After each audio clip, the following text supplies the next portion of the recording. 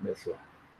Então, gente, como eu ia dizendo, sejam bem-vindos para mais uma live de número 4, torcendo para essa live seja bastante produtiva, com muita informação, com muito aprendizado, com muita troca. Que nós façamos hoje momentos mágicos, né? Então, eu quero já, de antemão, dar as boas-vindas, desejar também, ao mesmo tempo, uma ótima semana ao Alex de Lima, perdão, Alan Gonçalves, o Jorge Igor, o Giovanni Marrocos, a Laís de Mello, a Milena de Jesus e a Vitória Ribeiro. Sejam muito bem-vindos.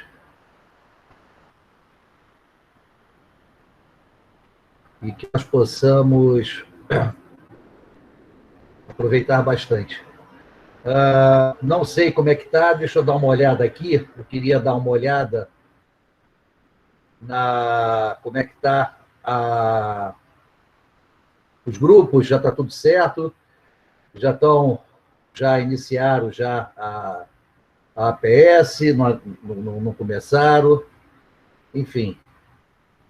Deixa eu ver se tem... Não, ainda ninguém postou nada. Tá? De qualquer maneira, como é que está? Já arranjaram aí a empresa para pesquisa, já fizeram bastante coisa, enfim. Né? Tomara que já esteja tudo bem adiantado. Deixa eu ver aqui. Não coloquei. Hoje nós vamos falar aqui nós vamos abordar um caso, né? Um case da Harley-Davidson. Eu vou mostrar aqui para vocês. Nós iremos hoje falar sobre a Harley-Davidson, né? A linha de produção da Harley, como é que a Harley trabalha. A Harley tem algumas peculiaridades bem interessantes. Pelo decorrer aqui dos estudos, fui conhecer um pouco mais, porque até então eu não conhecia que a Harley tinha tanto detalhe, numa linha de produção. Né? Então, eu vou mostrar um filme da linha de produção da Harley para vocês, e depois a gente vai fazer uma abordagem do estudo de caso da Harley, para vocês terem um conhecimento dessa empresa fantástica, né? Ela proporciona aí para os seus usuários. Né? Deixa eu só fazer aqui o fechamento da aula passada, né? Na aula 2, para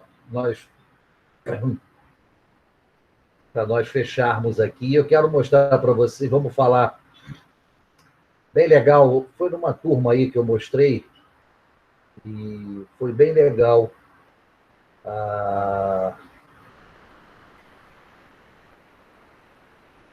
Plano de ação.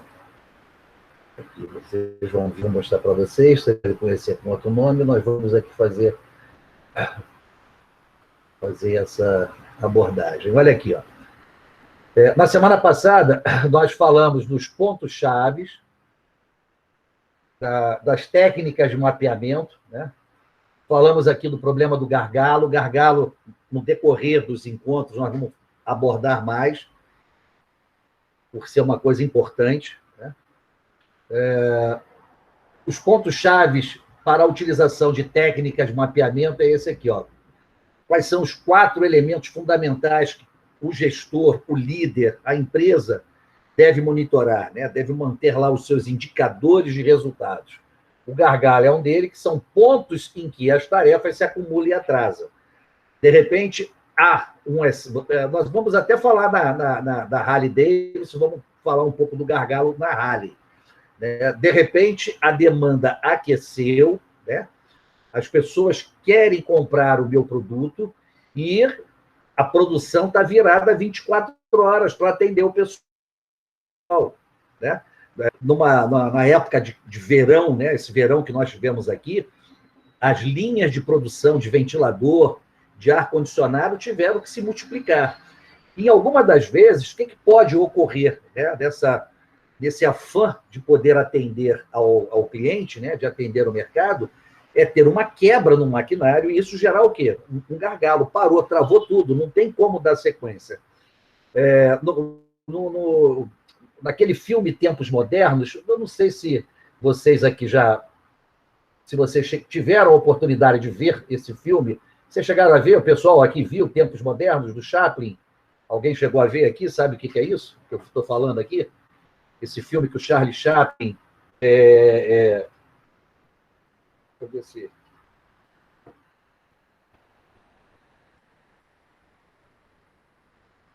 Vou ver se dá para a gente ver o que significa esse gargalo, né? O que é travar.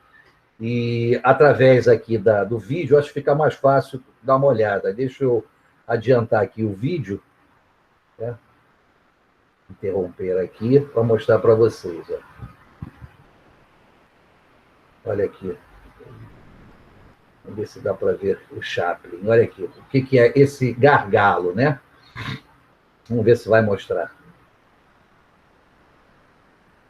Olha, aqui tá, você vê que a coisa é bem... Pessoal, aqui... A época aqui era uma época terrível, né? A época era confusa. Não podia parar de trabalhar. Trabalhar de qualquer maneira.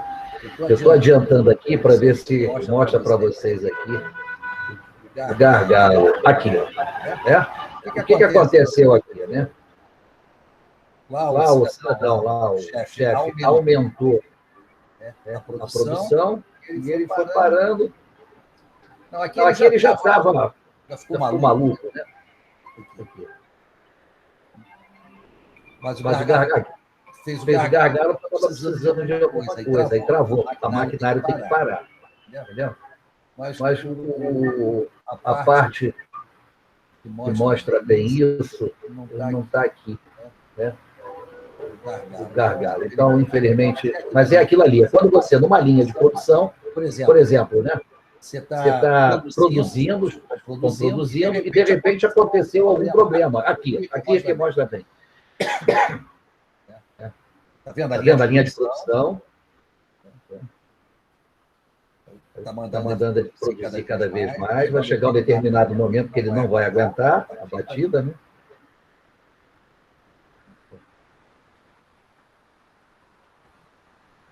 Você vê que é a coisa bem robotizada. Não conseguiu, ó, fez o gargalo, travou tudo. Aí para a linha de produção. Então, o gargalo, ele nada mais é do que quando você... Quando a empresa, né, você está no meio da linha de produção, acontece um fator que faz com que seja obrigado a travar tudo, a parar tudo, não dar sequência, né? Então, isso acontece muito nas empresas, muito, não vai pensar que isso é uma coisa esporádica, né? Essa parte aqui do gargalo. Bem, pontos, a segunda coisa, o segundo elemento são os pontos de contato com o cliente. É super importante as empresas terem acesso aos seus clientes, conhecer os seus clientes, para entender a sua necessidade, entender o seu desejo, porque, na realidade, o cliente julga, né? O cliente faz uma análise do produto, do serviço que aquela empresa está oferecendo, né? Então, pontos de contato com o cliente deve ser feito regularmente, por isso que muitas empresas existem o SAC, né? Serviço de Atendimento ao Cliente. Determine as atividades que agregam valor, estas devem ser melhoradas ao máximo, ou seja, você priorizar e dar mais valor às prioridades, às tarefas, né, que trazem valor agregado para a empresa, e aquelas que não servem para nada você elimina, né? Você faz aí a reestruturação. E que haja interação entre os sistemas, né? Agora tem um sistema, agora não, já há um tempinho, um sistema chamado, a sigla ERP, que é o Enterprise, né? Enfim, é um sistema que ele consegue fazer, dentro da empresa, ele fazer a sinergia, né? A captação de todos os departamentos. Você consegue, através desse sistema, ter informação em tempo real de todos os departamentos. Então, uma interação que a gente chama de interdepartamentalização. Eu gosto de chamar desse nome. E o que é uma interdepartamentalização? É a sinergia, né? É a junção de todos os departamentos em prol de quê? Em prol do cliente. Então, nós temos aqui 4 elementos fundamentais que têm que ser monitorados de perto, que são os gargalos, para que não tenha o que aconteceu ali em tempos modernos, né? Travar tudo. Pontos de contato com o cliente, entender o que o cliente quer, ouvir o cliente, verificar as atividades que trazem retorno financeiro para a empresa e jogar fora aquelas que não servem para nada, e que haja uma interação com toda a empresa. Bem, visto isso, temos aqui as técnicas de mapeamento e análise de melhoria. Vamos lá. Existe uma ferramenta que vocês devem ter visto aqui nos estudos de vocês, né, que é o 5W1H, ou 5W2Hs, né, porque esses Ws são palavras em inglês, né, e tem as suas siglas, né, de what, where, who, when, why e how, né, quer dizer o quê? O que, onde, quem, quando, por quê, como.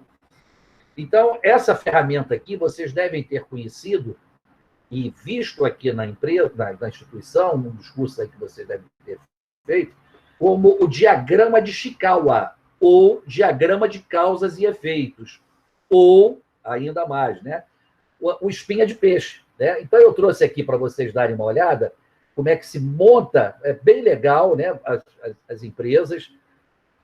Quando você for fazer, né, relatório, costuma-se fazer, os alunos costumam, os empresários, os gestores, eles costumam fazer muito análise de mercado através do SWOT, né? Através da matriz SWOT, onde que você ali analisa o ponto forte, fraco, ameaça, oportunidade, a sua ponto forte é uma oportunidade, o seu ponto fraco é uma ameaça, aí faz isso. Mas essa ferramenta aqui, ela é bem legal.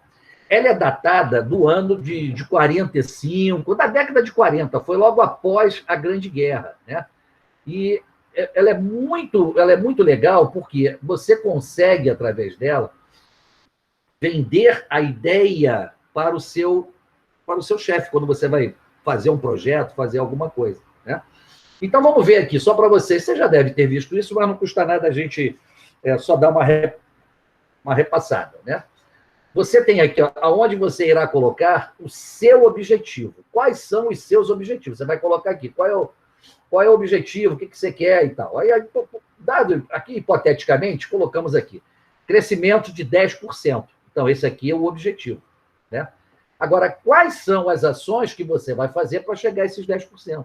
Aí está lá, ó, treinamento. Então, você vai dar treinamento para a sua equipe, né? Sei lá, contratar novos profissionais. Aí você vai lá, vai contratar novos profissionais. Comprar equipamentos modernos. E assim sucessivamente, né? É assim que a gente consegue fazer o Ishikawa, né? Essa ferramenta do 5Ws e 1H. E aqui você vai montar a ação, né? O Action Plan, o plano de ação, ou o Business Plan, o plano de negócio. Aí você tem aqui, né, aquelas palavrinhas mágicas, né? O que, como, onde, quem, quando e quanto. Né? Essas são aquelas palavrinhas mágicas que nós vimos lá. É bem verdade que, ó, 1, 2, 3, 4, 5. Lá não tínhamos o quanto, né? E eu vou explicar a vocês aqui o quanto e mais uma outra siglazinha que muitas empresas pedem aqui, né?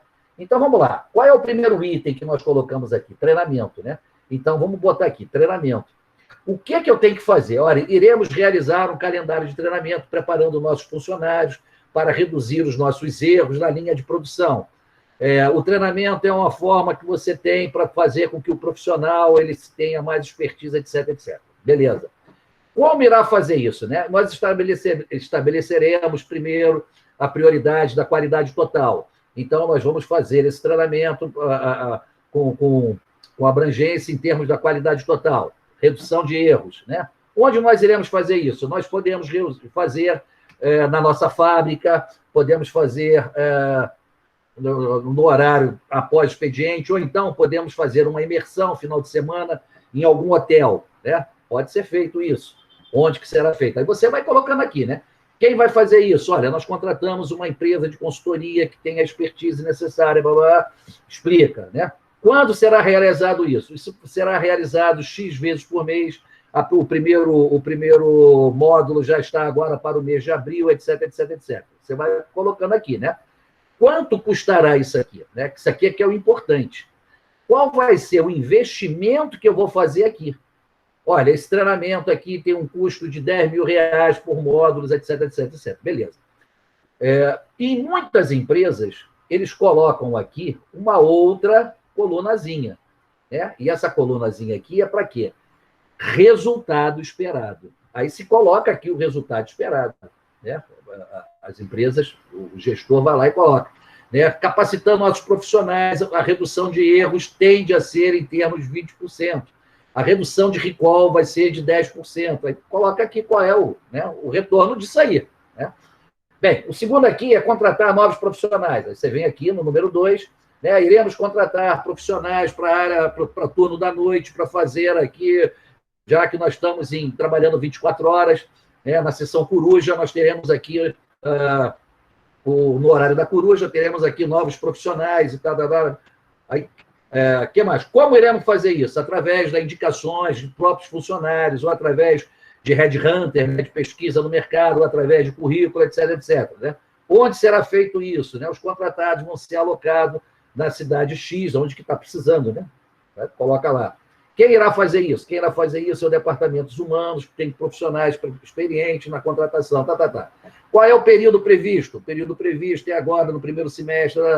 Qual vai ser a ação prevista inicialmente? Olha, como nós vamos contratar 10 funcionários, cada funcionário com salário de R$ 10.000, nós estamos previsto aqui gastar R$ 600.000 no primeiro semestre. Né? Você vai fazer essa multiplicação. Qual é o retorno esperado? Bem, com o retorno, esses profissionais tendem a produzir mais, e produzindo mais, nós temos a ter um retorno, sei lá, de R$ 2 milhões no primeiro semestre. Né? Então, você vai fazendo isso aqui, ó, esse relatório é muito legal. Né? Comprar elementos modernos, aí você vem aqui no terceiro, né? Nós iremos comprar maquinários que tem um índice de redução de defeitos. Aí você vai fazendo aqui, né?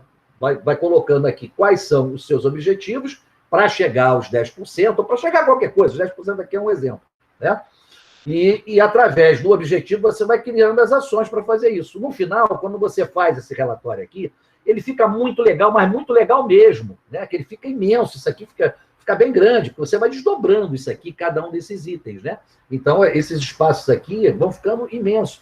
Eu me lembro que foi feito um trabalho num MBA, né, de uma outra instituição, e os alunos em grupo, um trabalho em grupo, eles fizeram o trabalho final, que foi propus um trabalho final, e ele, mas ficou sensacional, o trabalho ficou muito legal. Esse é o tipo de trabalho, inclusive é o tipo de trabalho que aqueles alunos que fizeram esse trabalho, eles levaram para a empresa deles, alguns deles ali levaram para a empresa, né, para mostrar à empresa, né, a estratégia que eles fizeram. Mas isso tudo através do quê? Do 5W e 1H ou 2Hs, né, porque tem tem algumas literaturas que colocam lá o how much e o how time, o tempo, né? E a grana que vai ser gasta. Então, você poderá ver em algumas literaturas. Mas, de qualquer maneira, esse relatório é um relatório muito bom, muito legal. Né?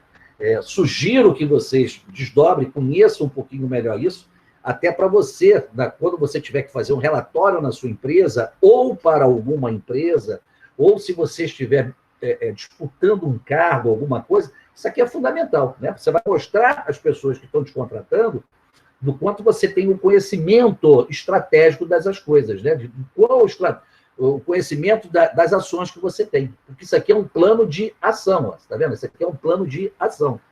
Tá legal? Então, ficou alguma dúvida nisso aqui? Alguém ficou com dúvida, alguma coisa? Enfim, né? Não fica com dúvida, não. Se tiver dúvida, vamos lá, vamos tirar as dúvidas. Tá? Não, professor, está tranquilo. Então, vamos lá. Então, voltando aqui para a nossa aula 2, né? Só para mostrar a vocês aqui Compartilhamento, vamos lá. Né? A técnica do 5W1H. Está aqui a técnica, né? A técnica consiste em responder a um questionário com perguntas com palavras, né? O que é que eu tenho que fazer? Onde eu tenho que fazer? Né? Quem irá fazer? Quando será feito? Por que vai se fazer isso aí? Né? Quanto custará? Né? Qual o tempo que vai levar? Então, são as perguntas que a empresa vai fazendo, né? Uma outra ferramenta, veja, nós estamos falando aqui de técnicas de mapeamento, né, dentro dos processos. Isso aqui se dá muito, não só em linha de produção, mas em outras atividades dentro da empresa. Né? A técnica da matriz GUT, G-U-T. Né? G-U-T é a sigla que nós vamos ver aqui de 3 palavrinhas. Então, essa técnica ela é bastante prática e intuitiva. Ela é usada para definir prioridades. Olha que legal. Né? Você vai através dessa matriz aqui, você determina quais são as prioridades que você vai ter na empresa. Então, quais são essas siglazinhas? Né? O G aqui é de gravidade. E o que quer dizer isso assim? Vem cá, qual o grau de prejuízo causado se nada for feito? Quer dizer, nós estamos produzindo um determinado produto, esse produto apresentou um problema, e se não for feito um acerto, qual é o prejuízo que nós vamos ter mais à frente? Né? O que acontecerá se nada for feito de forma imediata, se eu não estancar essa sangria? Na semana passada, nós falamos aqui do case da General Motors, não sei se você se lembra aqui da Pontiac, né? Que a Pontiac produziu um automóvel que estava apresentando um problema na parte lá de resfriamento de motor. Então, foi preciso lá um senhor, né, comprar sorvete de baunilha, e o sorvete de baunilha estava mais à frente do que os outros sorvetes, e o motor não esfriava como se fosse o mais da frente. Né? Por ser logo o primeiro, ele apresentava um problema, porque ele não esfriava. Então, quais são os prejuízos causados se a General Motors não faz isso? Né? E o que acontecerá se ela, a partir de agora, não fizer isso? Não fizer nada, deixar correr, né? E qual a projeção de agravamento da situação se postergar a solução? Ou seja, se você não travar, parar e acertar tudo, qual vai ser o grande problema aqui que vai acontecer? O agravamento, pode ter a certeza, que vai ser o quê? Problemas na marca. Cara, vai ser problemas na marca. Você tende a arranhar o brilho da marca. Por quê? Porque não foi feito nada ao detectar-se um determinado problema. E essa matriz ela está ali justamente para auxiliar o profissional, auxiliar o gestor. Né? Ela é uma matrizinha que você coloca notas de 1 a 5, sendo 1 o pior e 5 o melhor. Né? Então, através dessa aferição que você vai fazendo, né, da gravidade, da urgência, da tendência, como é que fica? Aí você vai colocando 2, 3. Então, é ótimo, né, que você, logo depois de fazer, né, essa avaliação, né, você logo começa a trabalhar e a resolver logo os problemas. Então, a matriz GUT ela é fundamental, principalmente quando se tem um problema para você resolver de primeira. Você tem uma outra técnica que a gente chama de matriz básico. Tal como a matriz GUT, né, básico quer dizer, também as iniciais, né, das palavras. Né? O que significa? É semelhante à abordagem anterior. Essa matriz é muito mais detalhada, permitindo um refinamento de sua análise da priorização de solução. Então, você vai priorizar quais serão as soluções. O que você tem que fazer primeiro? Eu acho que isso aí seria até legal você fazer né? Da sua vida pessoal, da sua vida profissional. Né? Eu vou fazer aqui o meu básico. O que significa o básico? Né? Benefício, abrangência, satisfação, investimento, cliente e operacionalidade. Então, você consegue fazer, olha, B, básico, benefício para a organização. Quais são os benefícios para a organização a partir do momento que eu consiga estancar esses problemas que estão surgindo, né? Qual é a abrangência se eu não fizer nada? Olha só, se eu não fizer nada, o que tem de acontecer? A satisfação do cliente interno. Quando a gente fala de cliente interno, a gente está falando dos colaboradores. Quer dizer, a partir do momento que eu valorizo o meu cliente interno, eu recompenso melhor esse meu cliente interno, qual é a tendência? A tendência é ele produzir mais, né? Ele trabalhar mais satisfeito. Investimento. Quais serão os investimentos que eu tenho que fazer para melhorar ainda a minha qualidade? Né? Eu tenho aqui, o cliente externo está satisfeito, eu tenho como fazer pesquisa. Né? A equipe de vendas que está lá no mercado, ela tem como levar, né, um relatóriozinho, né, um questionáriozinho para os clientes fazerem a pesquisa. Né? E a operacionalidade simples, eu tenho que fazer as coisas mais rápidas, eu não tenho que fazer, não tenho que dificultar, né? Eu tenho que facilitar as coisas. E é como, né, a Gucci, que tem também aqui uma avaliação de 1 a 5, no básico também, você coloca lá uma avaliação de 1 a 5 e verifica como é que você está. Né? Muitas das vezes você pode apresentar sérios problemas. Né? E você tem, por último aqui, uma técnica também, que é uma matriz chamada CIPOC. Né? Vou botar aqui. Né? É possível de entender a forma mais rápida quais são as entradas. Então, você trabalha. O que é a produção? Entrada, né? Matéria-primas, insumos, etc, etc, etc. Processo e saída do produto. Então, através dessa técnica aqui, eu consigo ter uma análise perfeita. Eu consigo verificar, né, o que está se entrando, como eu estou transformando, como eu estou produzindo, como o cliente está me vendo.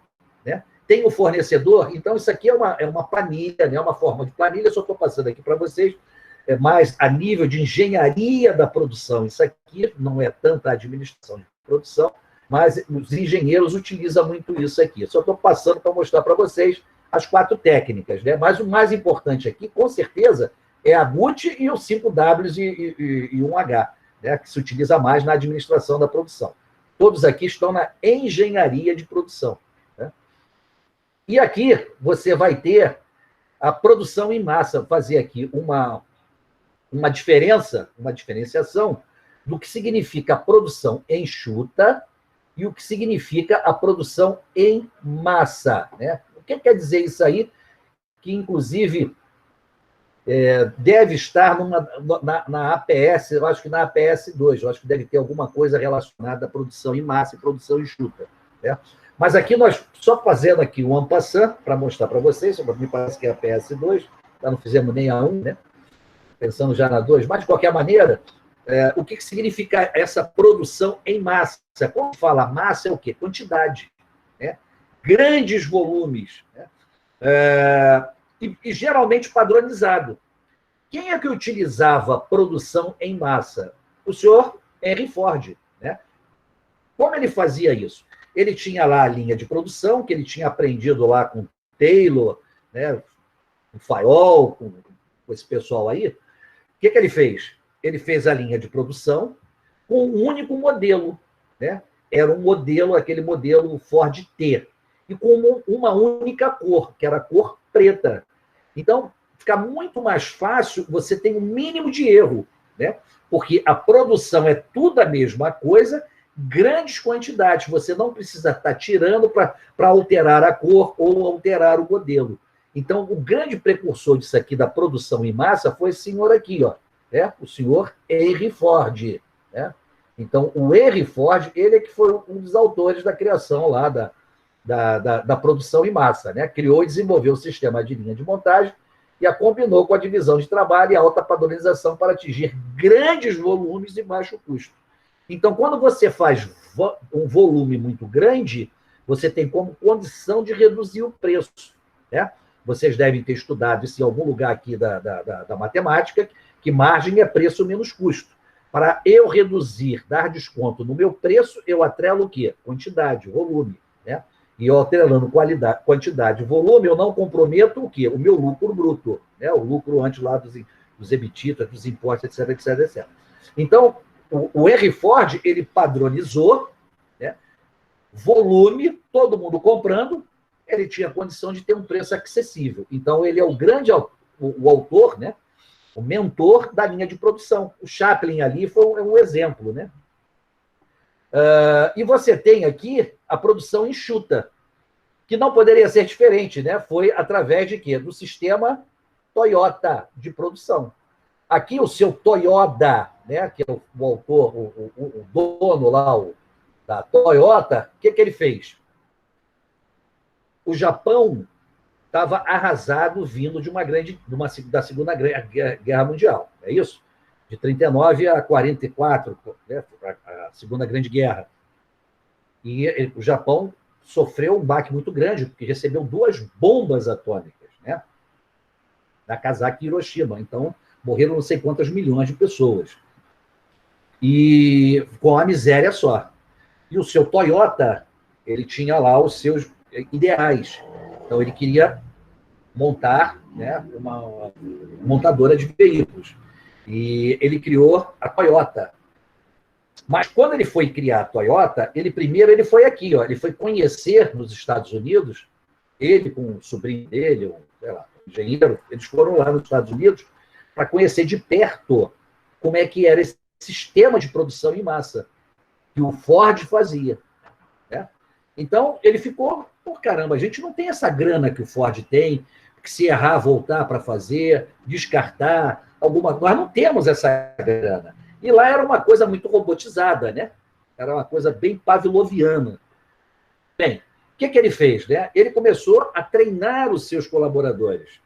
Ele tinha que fazer certo de uma única vez. Ele não podia se dar o luxo de fazer errado e ter que consertar. Então, ele tinha que fazer, na primeira vez, certo. Então, foi aí que surgiram, né, o sistema de qualidade, né? O Deming, logo a seguir, veio, né, o Juran, o Pareto, depois veio pegando tudo, né? Se bem que Pareto foi outra coisa. Pareto foi lá na Itália, né? O Valfrido Pareto, ele queria só verificar como é que era a riqueza das famílias italianas, né? 20-80, ele detectou que 20% da população detinha 80% da riqueza, e que os 80% da população tinha apenas 20% da riqueza. E aí surgiu, logo depois de 40, o Juran, né, o Deming, ele fazendo a curva ABC. Ele aproveitou o Pareto, né, e criou a ABC, que nós vamos ver a ABC mais à frente. Deve ser, inclusive, matéria de prova, né? Vai ser matéria de prova. A ABC, uma das, eu não sei se na 1 ou na 2, das duas vão ter equação, vai ter contas, terão contas, né? Vai ter que fazer equação. Mas, de qualquer maneira, vamos falar aqui do Toyota, depois a gente volta a falar disso aqui, né? Então, ele estabelece, de uma forma geral, a produção que deve entregar ao cliente aquilo que o cliente precisa. Ele não tem como ficar errando, né? Na quantidade necessária e no tempo que o cliente precisar. É aí que surgiu isso aqui, ó, o JIT, né? Que é o Just in Time. O que é o Just in Time? É você fazer tudo certo, né? Na quantidade certa, na entrega certa, no menor tempo, sem estoque. Eu confesso a você, eu trabalhei algum tempo na linha de produção, né? No tempo que eu era trainee, né? Antes de ser promovido a gerente, eu tinha que passar por todos os departamentos da organização, e eu fiquei na linha de produção 6 meses, né? No primeiro momento, 6 meses, eu era bem jovem. E caramba, eu querendo, porque eu achei aquilo ali fantástico, a linha de produção. Você pegar um montão de insumo, um montão de matéria-prima, e você transformar aquilo num produto final, cara, eu ficava maluco. Pô, falar, meu Deus do céu, que coisa... Né? Inclusive, foi a minha primeira opção, que depois que eu terminei o tempo de trainee, o trainee, ele escolhe qual as opções, né? Naquela que ele adquiriu maior expertise, que ele teve, que se identificou mais, que ele gostou mais. E se tiver uma oportunidade, ele vai ser inserido lá. A minha primeira opção, inclusive, eu me lembro que foi para a linha de operação, só que não tinha, né, a oportunidade, porque a coisa ainda era bem... Estou falando aqui de 30 e tantos anos atrás, né? E eu acabei indo para a área de vendas, né? Acabei pegando a área de vendas, e depois, quando a empresa montou, isso já na década de 90, 2000, quando a Unilever montou o Parque Fabril na cidade de Pouso Alegre, eu tive a oportunidade de trabalhar em Pouso Alegre na parte da produção. Então, eu tinha uma frustração muito grande, porque eu nunca consegui, né, como gerente, como gestor, implementar o just-in-time como tem na conceitual, né? Como é conceitual, como ele é definido, né? Você fazer as coisas certas, tudo certo, né? Entrega certa, quantidade certa, num tempo certo, com redução de custo, e você não fazer estoque. Era impossível isso, né? Ou faltava ou sobrava, né? Eu me lembro que eu lia, na época, né, o Boersock, né, o Classics, autores da parte de logística, da parte de produção, e eles falavam isso, eu conversava lá com o pessoal nas reuniões, a gente não consegue fazer isso, né? Não consegue, né? Mas o conceito está aí, a gente tem que seguir o conceito, né? Pois bem, ou seja, a empresa deve conhecer as necessidades do cliente, assim a produção poderá atendê-lo na medida certa. Introduzida a partir de meados de 60, surgiu a técnica do just-in-time, né? Aí surgiu também a engenharia simultânea, surgiu a tecnologia de grupos, células de produção, né?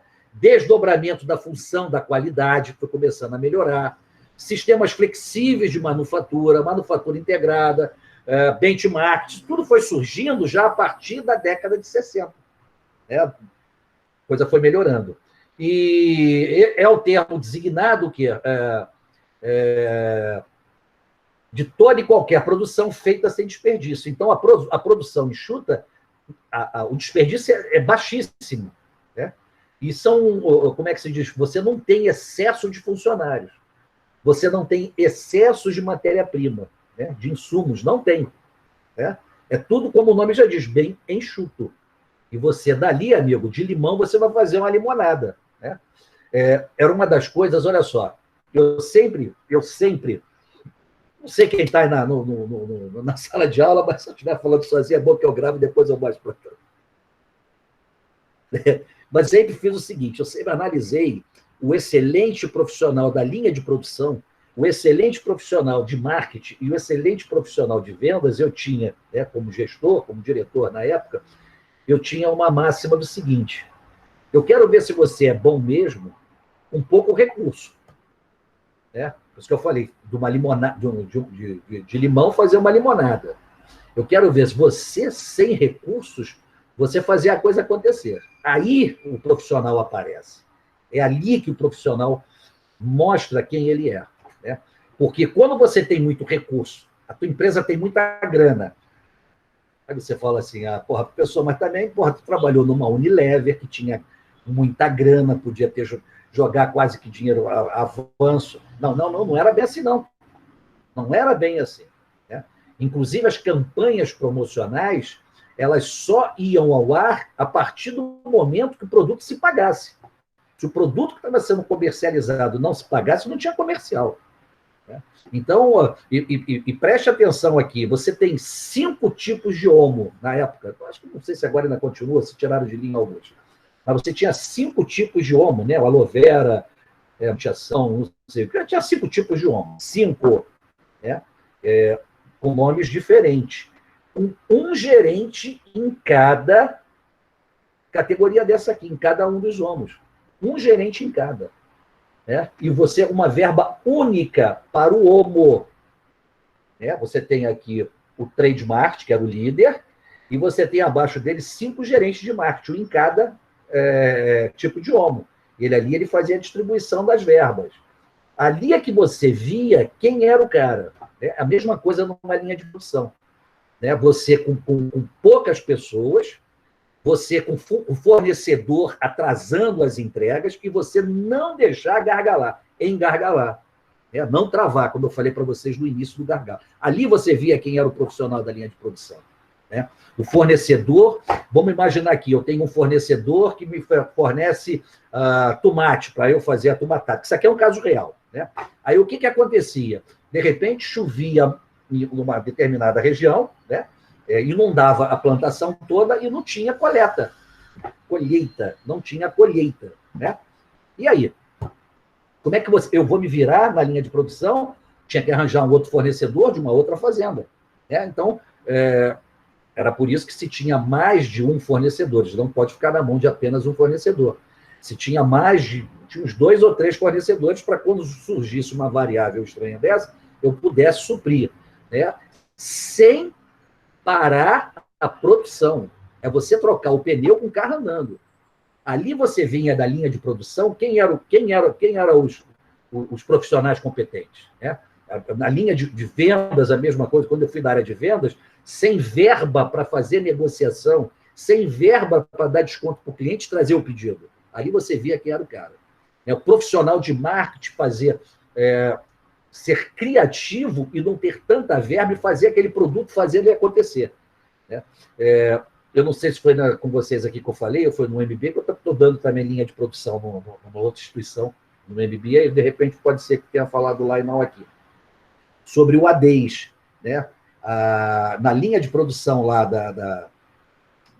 do ADES, nós tivemos um sério problema e nós tivemos que fazer um investimento muito grande para o ADES voltar a crescer, voltar a vender, porque ele caiu logo quando foi lançado aqui no Brasil, né? Porque a estratégia foi mal feita. Né? Mas ali teve que dar muita verba, aí o ADES voltou a crescer. Porque sem verba não teve profissional que fizesse o produto crescer. E aí é que eu acho legal a produção enxuta, porque você tem os recursos limitados e você faz acontecer. Por isso que eu valorizo o Toyota muito. Hoje você vê os automóveis Toyota, a qualidade dos produtos da Toyota. Aí você fala assim, porra, caramba, os caras são bons mesmo, né? A qualidade do produto Toyota. Eles são... E o seu Toyota, na década de 40, mostrou que era o cara.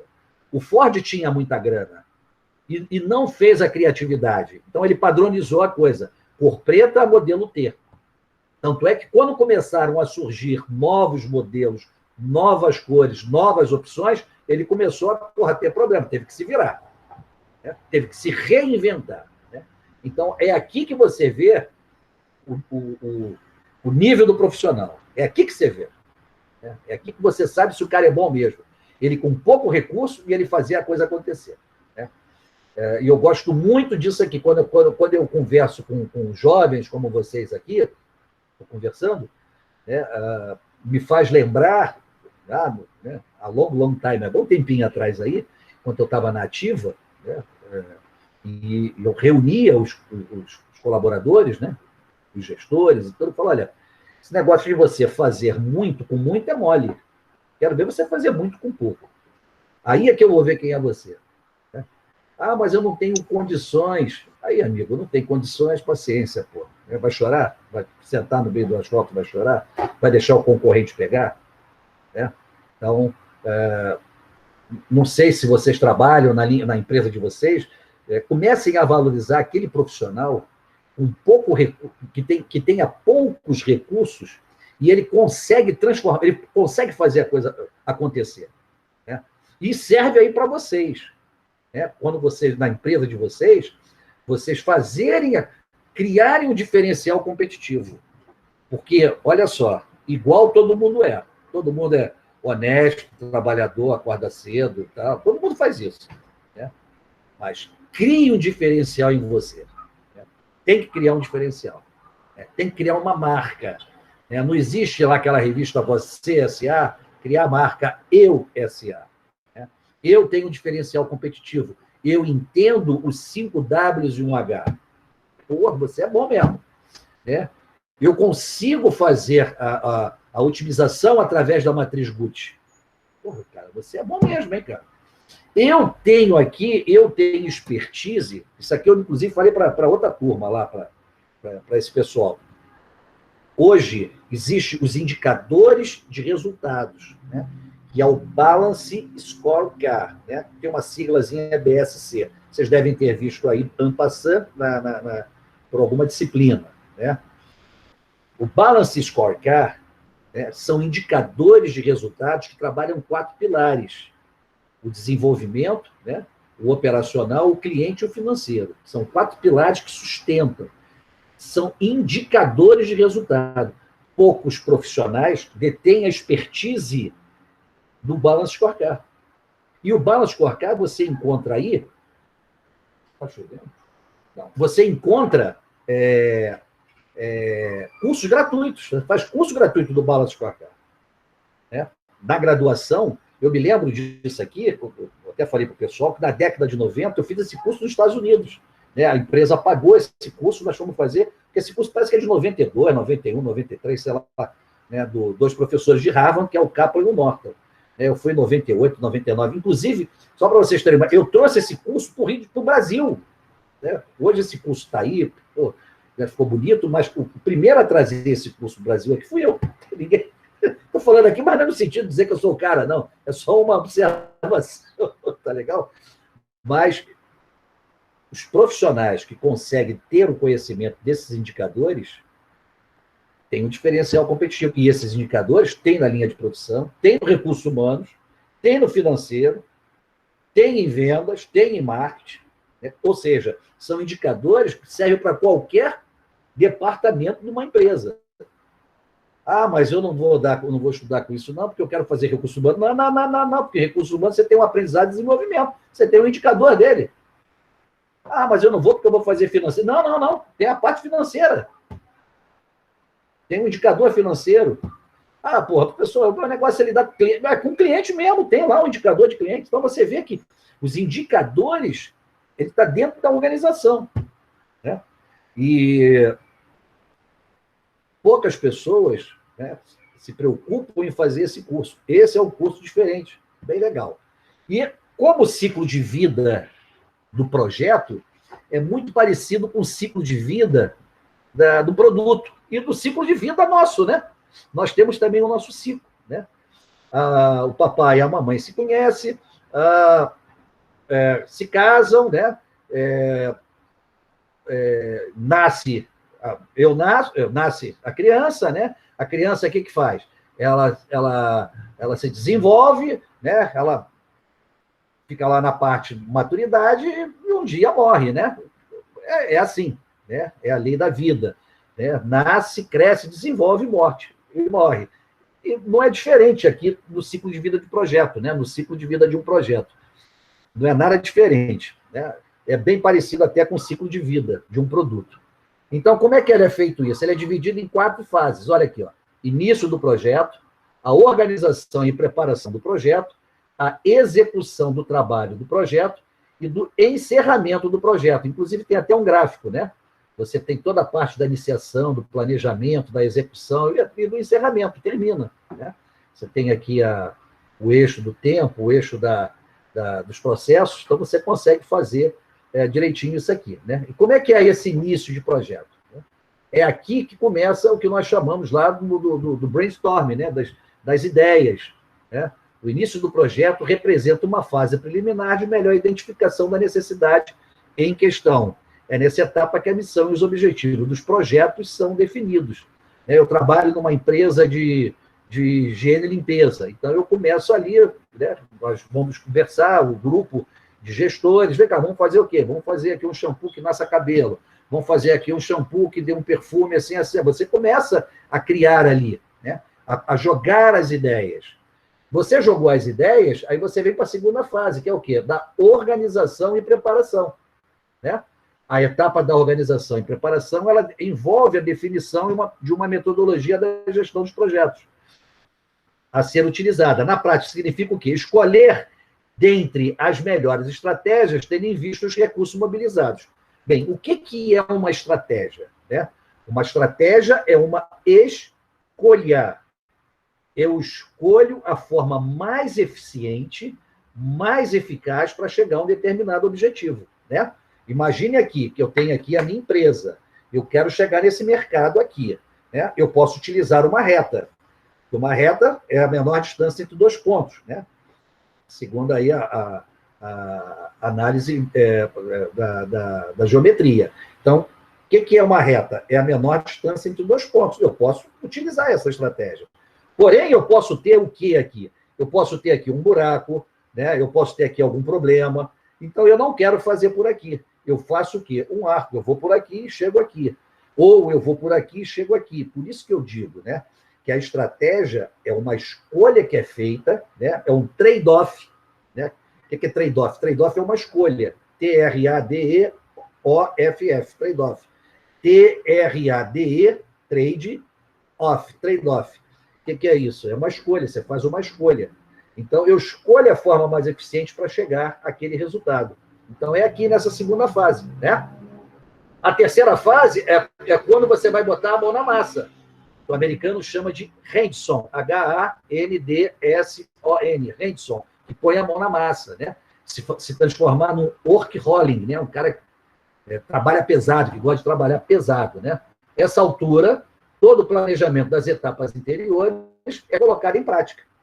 Com isso, qualquer equívoco, no momento de planejar as ações, ficará exposto, o que demanda um constante esforço de monitoramento. Então, ali é que eu já vou implementar. Depois de implementado, lançado, acaba o projeto, né? Encerra, morre o projeto, entra em declínio, né? Já foi feito todas as fases anteriores, o projeto termina. Então, quando se vai fazer o monitoramento, nós temos aqui, no ciclo de projeto, 4 fases. Primeira fase, início. Segunda, da organização e da preparação, que é o planejamento. Terceiro, da execução, que é a ação. E o quarto, do encerramento, fechamento, né? O deadline, terminou. Legal? Essa daqui é a nossa aula número 2. Alguém teve problema dessa aula número 2? Ficou com alguma dúvida? Quer perguntar alguma coisa? Não quer perguntar? Achou legal? Não achou? Enfim, ficou dúvida ou não ficou? Professor, no Oi. meu caso não ficou dúvida, mas eu queria só compartilhar com a turma. Isso tudo que você falou realmente faz todo sentido. Eu trabalhava numa multinacional, que é a Roche, e ela é uma indústria farmacêutica. Isso. Então, lá eles aplicavam o Lean como metodologia, né, de todo o processo também. E das ferramentas que eles usavam para poder fazer a parte de técnica de mapeamento, análise de processos, eles usavam o A3.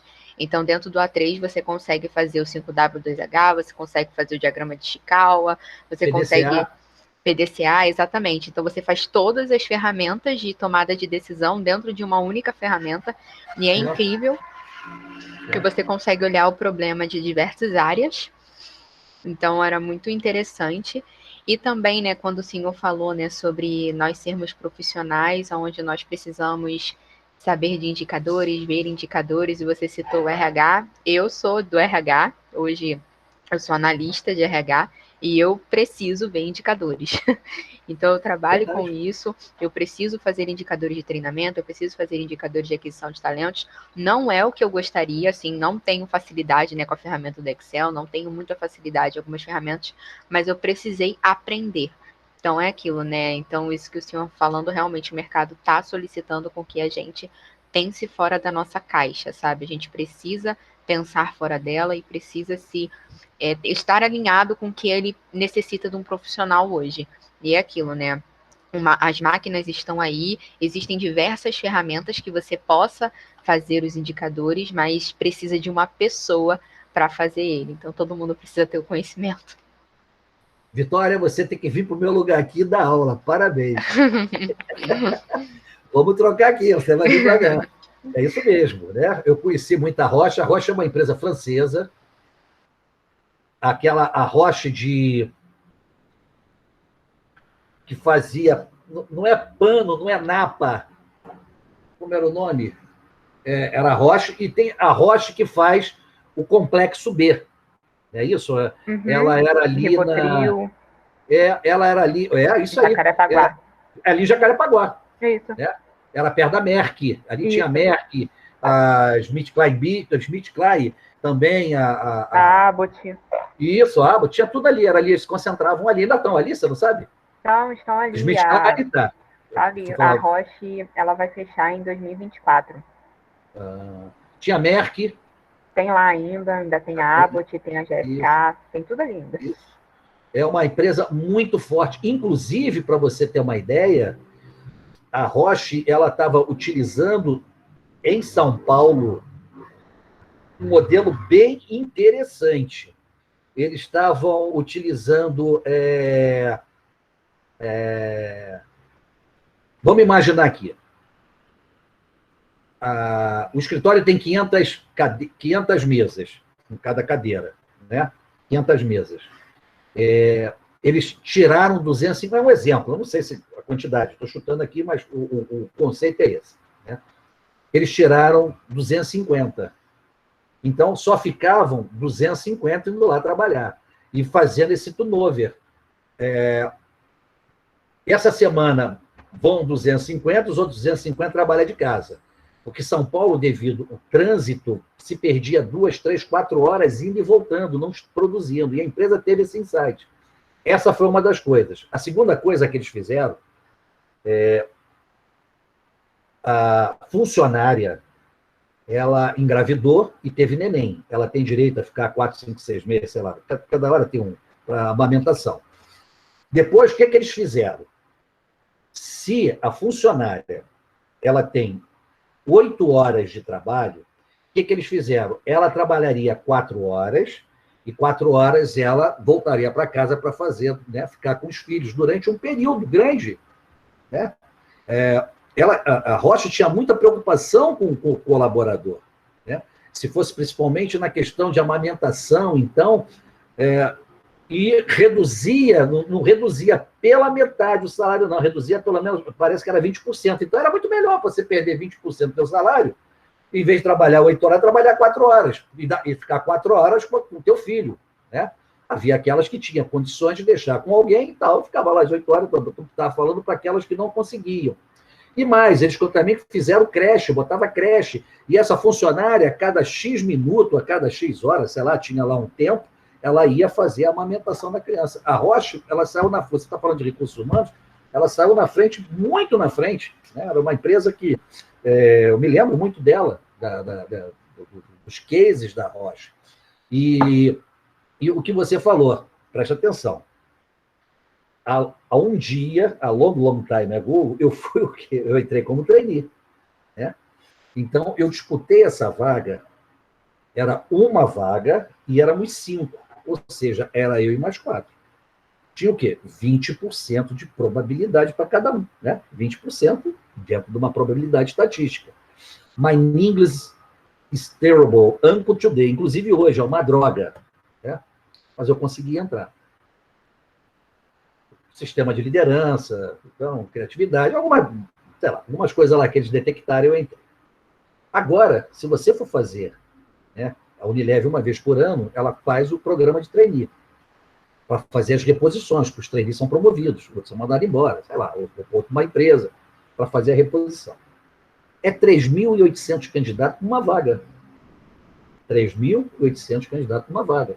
Você não vai pensar que é a Unilever, não. Se você for no Santander é a mesma coisa, na Ambev é a mesma coisa, loja americana é a mesma coisa, né? No Matinha é a mesma coisa. Você vai pegar esses grandes aí, Itaú, Bradesco, vai tentar num banco desse aí fazer um programa de trainee, numa Procter & Gamble, vai ver a quantidade de gente que está. Né? Tem gente que estuda para ser trainee, né? Está fazendo vestibular, está fazendo os cursos para fazer trainee. Né? Porque o sistema de trainee é uma, como é que se diz? É um processo seletivo barra pesada. Barra pesada. Hoje, né? Eu tive sorte, eu tive muita sorte. Inclusive, eu trabalhava na Nestlé. Eu consegui ir a São Paulo, que eles mandavam a passagem aérea. A primeira entrevista foi no Rio. Eu pensei até que eu não ia ser chamado, porque eu estava trabalhando. Né? Foi um amigo até, esse meu amigo não ficou e eu fiquei. Ele me indicou, vamos lá, nós dois. Eu fiquei, ele não ficou. E eu nem sabia. Né? Aí, era lá em São Cristóvão. Aí, o que acontece? Passou um tempo, eu recebi um telegrama, era telegrama, né? Dizendo que, me dando um telefone para ligar, cobrar, sei lá, um negócio desse assim, que eu ia fazer um processo, eu ia participar da segunda fase do processo. Eu participei de umas 8 fases. E era todo final de semana, era os finais de semana. Eu demorei, uns 4 meses para entrar. Né? Eram simulações, tinha que fazer. No final, nós tínhamos que montar uma empresa. Éramos 5, cada um com um departamento. Pô, a coisa foi punk, né?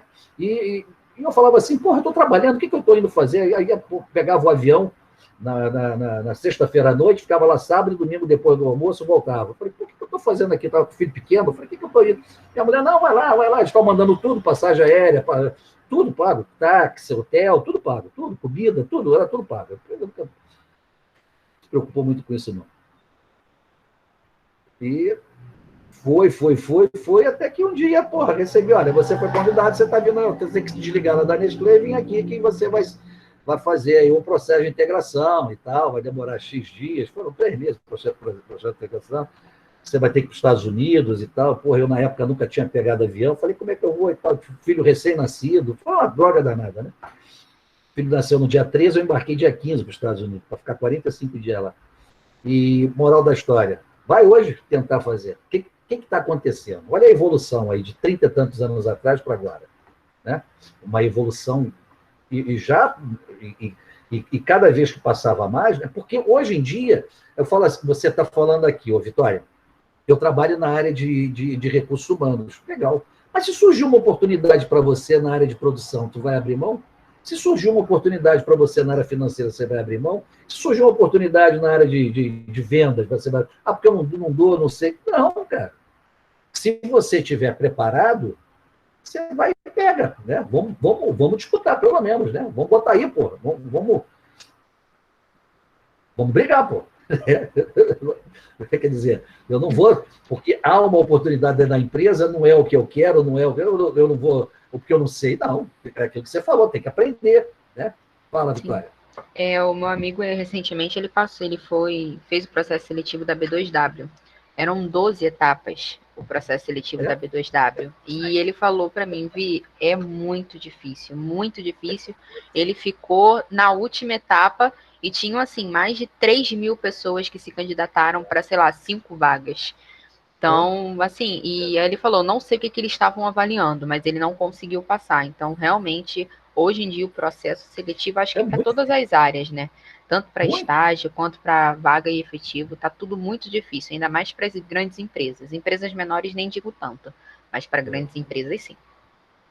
Vitória, porque o trainee, você é preparado para ser um presidente, cara. Sim. Né? Você é preparado para ser um diretor. Não existe a preparação do profissional, a empresa investe no profissional, né, com o objetivo de quê? De botar ele como presidente de empresa. Né? E tanto é que os presidentes que eu tive aqui no Brasil foram contemporâneos meus, pô, né? Tive 2 presidentes aqui que nós fomos treinar praticamente juntos. Eles foram uma etapa antes da minha, no outro eu fui numa etapa antes do outro, né? Então, foram contemporâneos, quer dizer, os caras tudo preparado para ser. Foram o cargo máximo, só que né, é aquilo. Você disputa também, né, com mais uns 20, né? Porque vem numa multinacional, se candidata a várias pessoas de outros países, né? Então você se candidata, então você e você vê aí, olha, o Dante Hurtado, né, Jacob Smith, os caras foram comigo, porra, né, praticamente. Então, e os caras foram presidente, né? E falando aqui do Jacob, o Jacob foi o maior profissional que eu já trabalhei na minha vida. O cara era uma fera, um holandês, né? Descendência holandesa. O cara era uma fera, um profissional, o cara uma fera. Ele tinha uma visão, porra. Você vê, trabalhei 40 anos no mercado, quantas pessoas eu cruzei, quantas pessoas eu passei, né? No dia a dia aí. Esse cara foi o cara, tanto é que o outro também, que foi depois de mim, o Dante Hurtado, né? Ele não era essa bola toda, né? Mas aí entram outros fatores, então, né? Mas o trainee tem que ser muito bem pincelado, né? Mas você faz um investimento na trainee, depois o cara faz uma bobagem, vai embora, sei lá, sai fora. É complicado, né? É muito complicado, Vitória. Hoje em dia, você tem que... Antigamente, a mamãe dizia assim para nós, né? Ou a vovó, o vovô, o papai, o tio, falava assim, meu filho, você tem que aprender de tudo um pouco, né? Mercado de trabalho não aceita isso, não. Mercado de trabalho você tem que aprender de tudo. Se você está brigando, né? Você está na... E lembre-se, né? Cada vez a altura, né, que o candidato terá que saltar é muito maior. Né? Antigamente você tinha que ter o científico, né? Que é o 2º grau, depois uma universidade, depois, além de uma universidade, um idioma diferente, depois 2 idiomas diferentes, depois uma pós-graduação, depois um MBA, depois uma pós...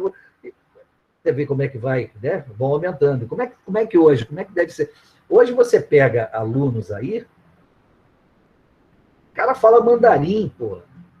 O cara fala chinês, né? Idioma lá, pô. O cara fala russo, o cara fala coreano. Porra, inglês e francês. Isso aí, né, porra? Ele aprendeu com 6, 7 anos de idade. Então, para disputar hoje uma vaga, top, complicado, né? Você pega a garota aí de 25, 27, 29, 30 anos, porra, um jumbo, um avião, cara, voando, né? Com todos os conhecimentos financeiros, de recursos humanos, de vendas. O cara tem um conhecimento, porque o cara estuda, porra, se dedica, né? Então, não ficou parado só na produção, né? Não, na graduação, não ficou parado, né? E é uma pena, porque hoje em dia, o profissional, o aluno tem que valorizar isso, né? O aluno tem que valorizar e muito o tempo dele e o dinheiro dele, né? Porque é através do tempo e do dinheiro que ele vai adquirir as informações, o aprendizado, o ensino necessário para disputar nesse mercado, né? E tem gente que não valoriza o tempo nem o dinheiro. Não valoriza, Vitória. E eu vou te dar um exemplo, né? Eu falei até isso no outro dia com a turma. Vamos imaginar que você faça 5 disciplinas e você pague, sei lá, pague 400 reais por essas 5 disciplinas. Isso? Então, se você paga 400 reais por 5 disciplinas, cada disciplina representa o quê? 80 reais, né? 5 vezes 8, 40. Cada disciplina representa 80 reais. Se cada disciplina é 80 reais e você tem 4 vezes a disciplina no mês, né? O mês tem 4 semanas, 4 vezes. Então, por cada encontro, você está pagando 20 reais, né? O dia que você não vem, você rasgou 20 reais.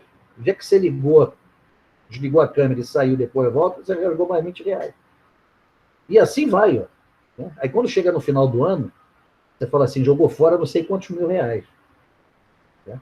Ah, mas eu ganhei o diploma. Sim, mas o mais importante não é só o diploma. O mais importante é o conhecimento, que o mercado está fazendo isso aí. Você está vendo a quantidade de pessoas que estão, né, disputando uma vaga. Né? Então, quando eu vejo assim, por exemplo, a turma com 38, tem quantos aqui? 15, sei lá, 14? 14, 24, 34. Os outros 24, está todo mundo rasgando 20 reais uma hora. Paciência. Mas cada um que sou cada um. Vamos lá, deixa eu passar aqui para vocês. Vamos falar aqui, como eu disse antes, do caso Harley-Davidson. Esse caso é um caso muito legal e nós vamos mostrar já. Quando acabar o caso, eu vou mostrar para vocês a linha de produção da Harley. Vocês vão ter a oportunidade de conhecer a linha de produção da Harley. Eu vou mostrar aqui como é que ela é feita, né? A Harley-Davidson é um ruído ensurdecedor, né? É uma marca de estilo de vida. Ela é mesmo. Deixa eu ver se dá para eu aumentar um pouquinho aqui. O zoom, peraí. Vamos ver se vai.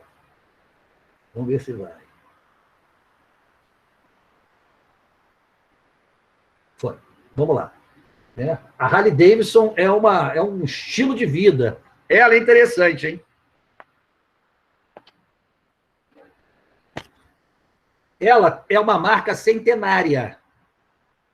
Né? Em 13 de julho do ano passado, no meio de uma pandemia, fazendo um barulho, né, ensurdecedor e formando um rio de couro preto e cromado, 50 mil motocicletas Harley-Davidson seguiam rumo ao leste dos Estados Unidos, lá em Milwaukee, como parte das comemorações de 116 anos. Quer dizer, é uma marca centenária. Tu vai fazer agora, dia 13 de julho, 117 anos. Né? Era uma imagem atordoante, respeitável, por seu escopo emocional, poderosa como mensagem. Ou seja, ter uma Harley se torna uma comunidade especial. Ou seja, ter uma Harley não é para qualquer um, não. Os executivos e gerentes da Harley e grande parte dos 5.500 colaboradores têm uma conexão visceral com a marca. Só para você ter uma ideia, se alguém perguntar para você assim, você seria capaz de tatuar no teu corpo a marca da tua empresa, né? Roche, Santander, sei lá, Bradesco, Coca-Cola, você seria capaz de fazer uma tatuagem você com certeza vai dizer o quê? Não, tá maluco? Mas lá nos Estados Unidos, lá na Harley Davidson, quase que 100% dos funcionários tem o brasão da Harley tatuado no corpo. Né? Não é só porque eles trabalham, porque eles têm a Harley, cada um deles ali tem uma moto Harley. Coisa bem... Os caras são do caramba. Né? Então, eles têm essa conexão visceral com a marca, os funcionários. Né? Bem, não só porque fazem e vendem motocicleta, mas também porque são clientes. E cada um tem a sua marca. Para eles, a Harley é mais do que uma simples motocicleta. A Harley é um estilo de vida. Né? A Harley não é para qualquer um, não. É uma obra de arte, é um vínculo emocional com uma vasta e única comunidade. Os executivos estudaram cuidadosamente esse vínculo emocional entre os motociclistas. Eles são motociclistas, não são motoqueiros. Se você chamar um dono de Harley de motoqueiro, tem briga. Eles são motociclistas, né? Da Harley, e o produto que respeitam parâmetros rígidos em todos os aspectos de design, de fabricação e do marketing das motocicletas, para acentuar a mística e fortalecer ainda mais o vínculo. Quer dizer, o controle é grande. É um controle muito grande. Eles respeitam todas as exigências rígidas para montar uma Harley. Né? Assim, a Harley Davidson apenas se reinventou, transformando imagens negativas em positivas. Né? E vamos ver aqui por quê. Como ela conseguiu transformar uma imagem negativa em positiva. Para acabar com aquela imagem estereotipada e ameaçadora de gangues de motoqueiros, porque eles eram vistos como pessoas muito agressivas. Né? Então, eles chegavam assim nos festivais, né, em alguma cidade, eles quebravam tudo, bebiam, faziam arruaça. Né? E a imagem daquele pessoal da Harley ficou muito negativa. E então, vamos mudar isso aí, gente. Vamos acabar de mudar esse negócio. E eles mudaram. Eles criaram um clube internacional e se associou a uma instituição de caridade de renome e promoveu a união dos seus clientes, organizando o quê? Ralis anuais, como teve agora esse, né?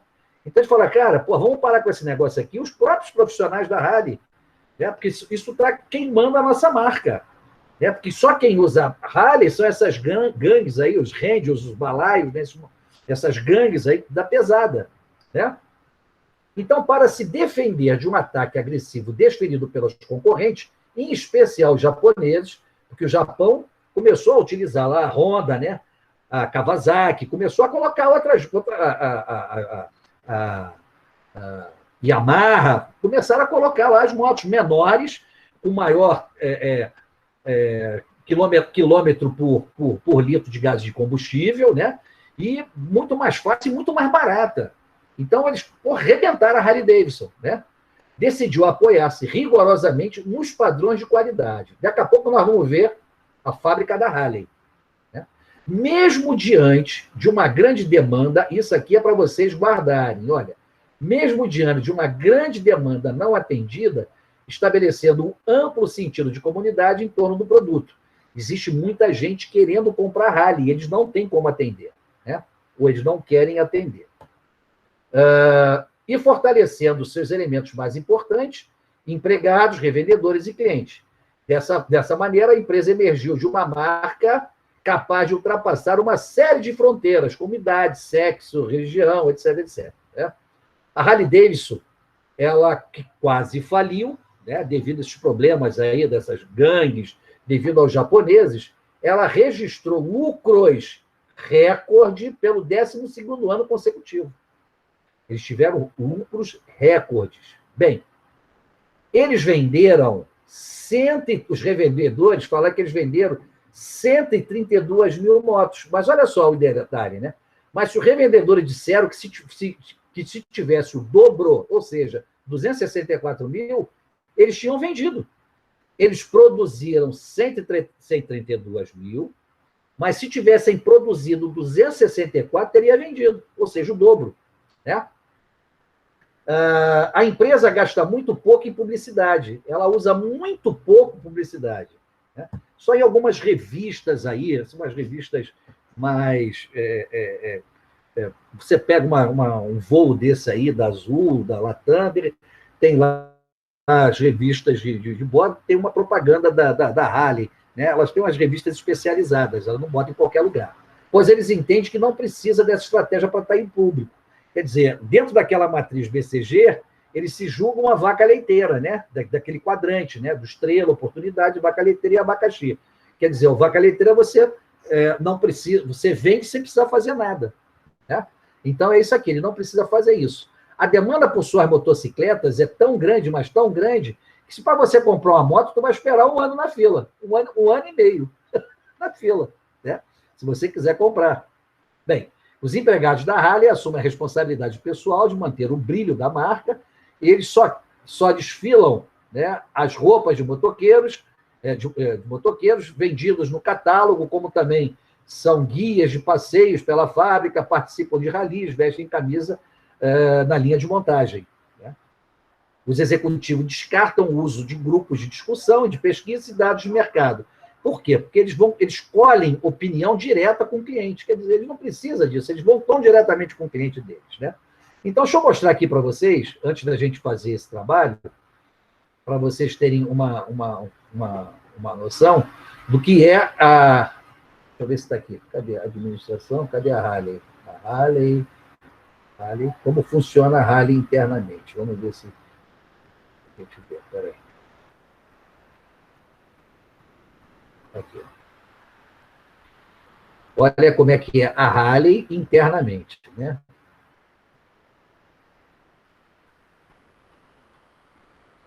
Aqui, ó, os insumos, né? Vai transformar o produto final.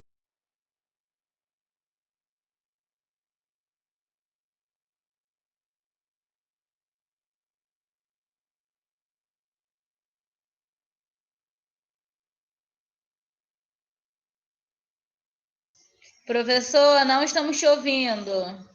Seu microfone está trancado. Mas, ao invés. Oi? É o quê? Seu Está me microfone ouvindo? estava Alô? fechado, agora sim, agora a gente está ouvindo. Então, apesar de ter muito robô, né, na linha de montagem, linha de produção, você vê que tem muita gente aí do ser humano trabalhando, né? Aqui, né? Da linha de produção deles. Mesmo tendo, né, muito robô, mas você vê que eles fazem um trabalho mais personalizado, né?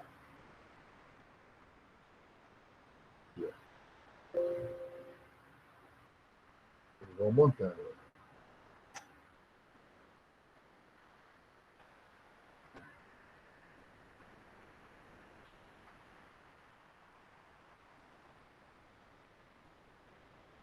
Tem o maquinário, já sai com tudo certinho, ó, eles botam a gasolina.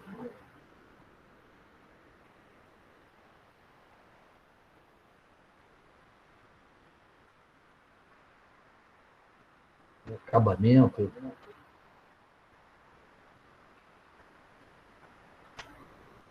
Mas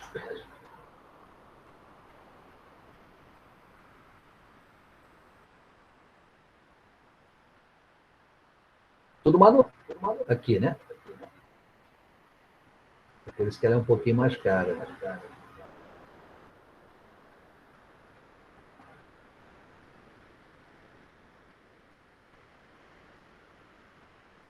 Aqui eles estão, cada um tem a sua função, né?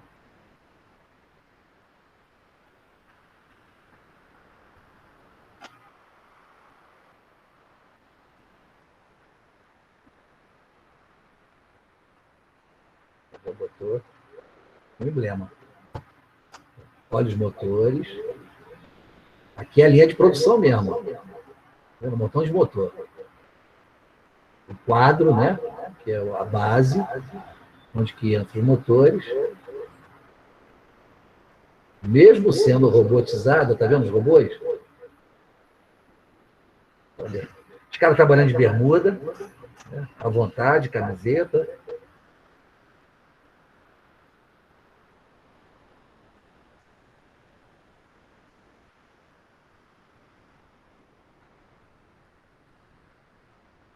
que é a roda, o aro, né?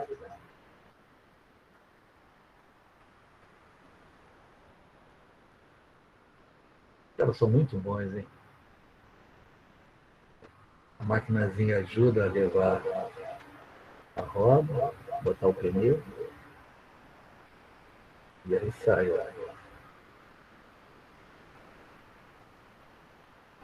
Ela vai testar. Olha que moto. Algum de vocês tem uma Harley?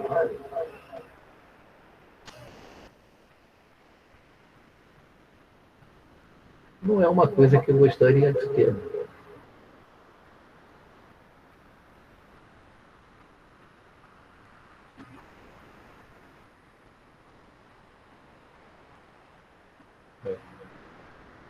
É a estrutura do caramba. Eles vendem para o mundo todo. Eles entregam no mundo todo. Esse brasão aqui, ó. Esse brasão é fantástico, né? Eles entregam para o... Eles entregam para o mundo todo. Né? A Harley entrega para o mundo todo. Para a China, para a Rússia. Eles têm um... Enfim, né?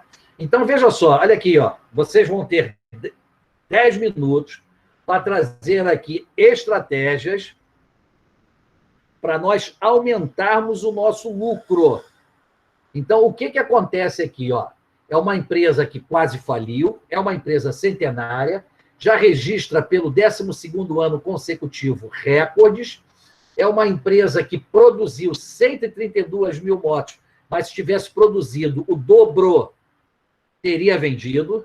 É uma empresa que investe muito pouco, gasta pouco em publicidade, ou seja, não faz publicidade. E se você quiser comprar uma Harley, você vai ter que esperar numa lista aí de 1 ano a 1 ano e meio. Né? Eles venderam, esse aqui é que tem que ficar guardado. Ó. Eles venderam 132, mas se tivesse produzido, eles venderiam o dobro. Se a Harley tivesse produzido, eles venderiam o dobro. Né? E não investe em publicidade, e se você for comprar uma Harley, você ou qualquer um for comprar, vai esperar o quê? Entre 1 ano e 1 ano e meio na fila para receber essa moto. A pergunta é o seguinte: você é o líder, você agora é o gestor da linha, lá da Harley Davidson, te convocaram para você ser o gestor. A pergunta é simples: que tipo de ações, que tipo de estratégias vocês farão para aumentar o lucro da Harley Davidson? Né? Pensa nisso, vai ficar aqui na tela. São 8h10, quando der 8h20, a gente volta para discutir aqui o que vocês acharam. Que tipo de ações vocês vão fazer para nós aumentarmos o nosso lucro com a Harley Davidson? 8h20, estamos de volta. Vamos lá.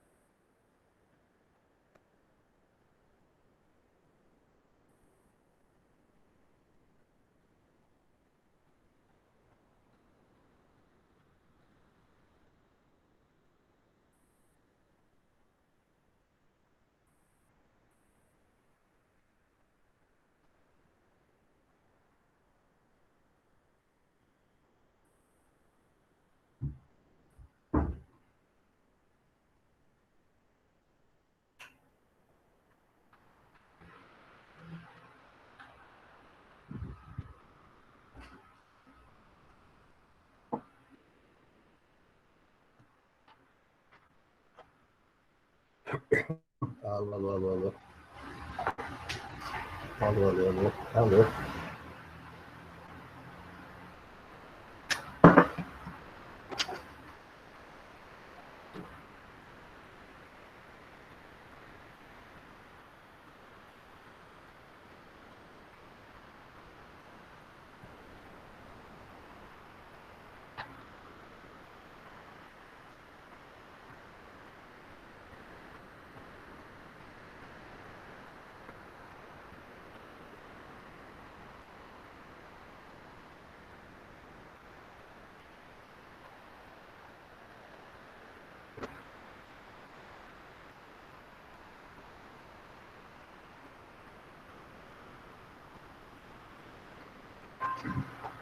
Tem alguém no ar?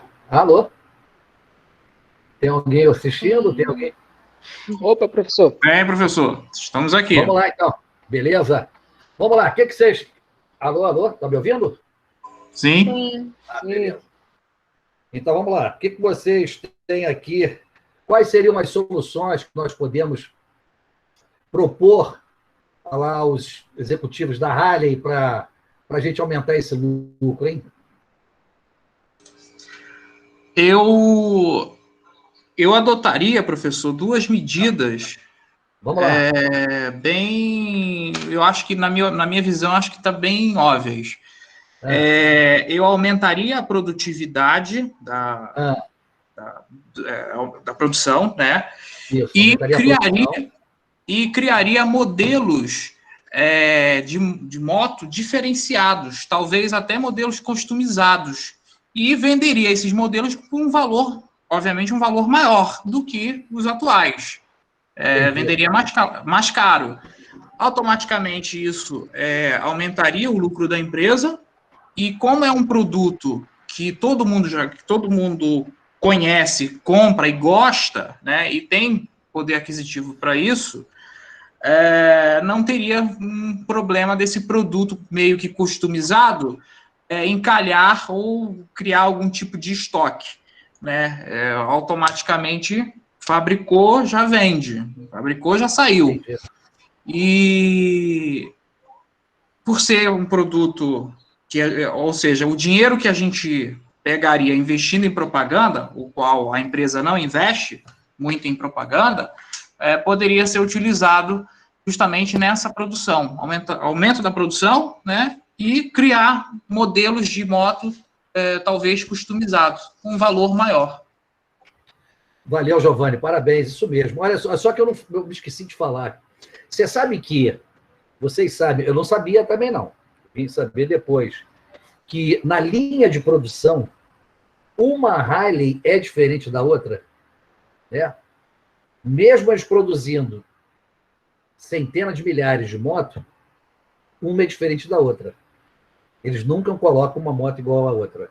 Essa é a primeira coisa. Segunda coisa, o ronco do motor é patenteado. Ninguém pode imitar o ronco do motor. Eu nem sabia disso, vim saber depois. Né? E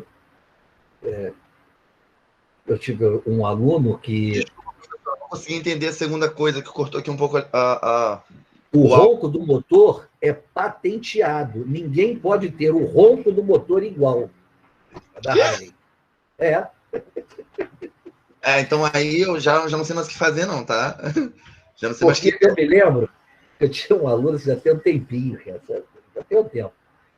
Aí eu estava falando, mas não sei o que surgiu, porque falando de vaca leiteira, e tinha alguns produtos que vendia, né? Sem precisar e tal. A Harley Davidson, eu falei, eu acho que sim, porque o pessoal, né, que compra a Harley Davidson, ele tem um público, né, dele, você vê que é um pessoal um pouquinho, a faixa etária um pouquinho maior, mais alta e tal. Aí teve um cara se levantou, um cara grandão, forte pra cacete, o cara levantou assim, foi sacanagem, no meio da sala. Falou, professor, você viu? Ele me boa susto. Falou assim, eu tenho que lhe falar uma coisa. Eu falei, pois não, Harley Davidson eu conheço tudo, conheço tudo do Harley Davidson. Eu falei, é mesmo, né? Porque eu faço parte do clube da Harley. Eu vou para os Estados Unidos, esse negócio que teve aqui, que está aqui no trabalho, né? Pô, todo ano vou. Ele levantou a camisa, cara, e tinha um brasão um brasão, cara. Eu falei, tu tá louco, cara? Não! Meu grupo todo, lá, o pessoal dele lá, gangue, sei lá, não é gangue, não, lá o cluster dele, lá, o pessoal, todo mundo tem. Eu falei, tu tá brincando? Por isso que eu fiz uma provocação a você. Você colocaria o nome, né, da tua empresa no corpo? Porra, o cara nem trabalha na Harley, mas coloca. E ele falou assim, olha, eu tenho um filho, o nome do meu filho é Harley Davidson. Eu falei, tu tá falando sério? O cara tá falando sério. Caraca, o cara tinha um brasão, mas o cara era grande, porra, o cara é uma massa. Eu falei, cara, tu é louco. Não, e o cara começou a falar da Harley. Ele conhecia a Harley como poucas pessoas mesmo, era uma aula de marketing. Ele conhecia a Harley, pô, eu nunca vi um cara conhecer tanto de Harley, né? Que ele participava, ele falou, professor, isso aqui é um estilo de vida.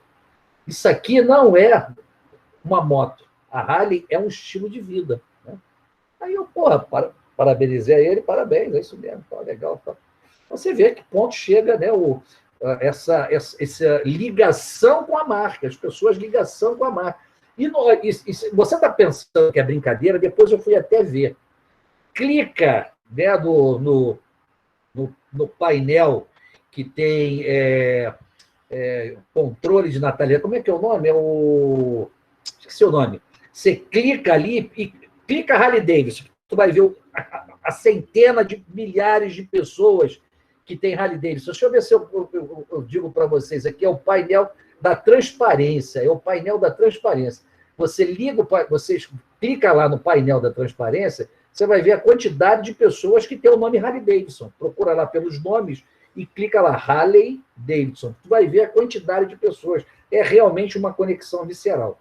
E o Giovanni deu uma ideia aqui bem legal, viu, Giovanni? Eu acho que se você aumentar também muita produção, vê se você acompanha o raciocínio.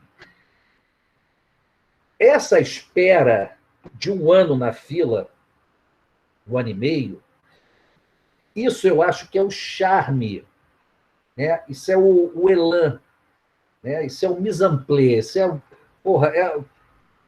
é a cereja do bolo. As pessoas têm a Harley Davidson dele, vamos imaginar, 2018, 2017, e ele está na fila esperando de 2021. Então, aquilo ali, para ele, junto aos clãs dele, aos amigos dele, aquilo ali é tudo, cara. Porra, estou aguardando a minha Harley. E à medida que você populariza a Harley, começa a aumentar a produção, você já imaginou você chegar na porta aí da Casa e Vídeo, aí, lá em Bangu, onde que tem a Nissan, tem lá dentro do shopping, né? E tem ali aquela parte ali em cima da Casa e Vídeo. Você já imaginou tu chegar com a tua Harley Davidson ali naquele estacionamento que tem aquele barbudo ali, aí chega o outro, aí chega todo mundo, aquilo ali não quebra esse encanto. Então, eu acho que eles não produzem a mais, não sei se vocês estão acompanhando o raciocínio, justamente para evitar isso aí, né? Então, não há interesse deles fazerem essa linha de montagem em massa, né? Fazer essa linha de montagem em massa. Eu acho, eu não conheço, né? Estamos aqui trabalhando de forma hipotética o que a gente poderia fazer. Eu acho que se você aumenta o preço, como foi uma sugestão do Giovanni, eu acho que você aumenta o teu lucro, viu, Giovanni? Eu também acho. Porque eu não sei quanto está uma Harley, mas imagino que seja, sei lá, uma Harley dessa comum aí, 60 mil. Vamos imaginar que seja 60 mil. Se você aumentar em 20%, são 12, vai para 72 mil reais. Você falar para aquele que está na fila de espera 1 ano e meio, você chegar para ele e falar assim, olha, eu consigo reduzir esse tempo de espera, mas o valor da Harley não é 60, é 72. Você pode ter a absoluta certeza, precisão, do que o cara quer. Ele compra. Com certeza ele compra. Né? Se você quer aumentar 30%, né? Mais 18 mil, vai para 78, se aumenta, ele compra. Então, se você aumentar o preço e reduzir esse tempo de espera, eu acho que vai ter, você aumenta lucro. Você não precisa fazer grandes estratégias, grandes, né, ações mirabolantes. Basta você aumentar um pouco a produção, como o Giovanni colocou, e aumentar o preço, como ele também colocou. Eu acho que essa estratégia é fantástica. Eu acho que você aumenta o seu lucro.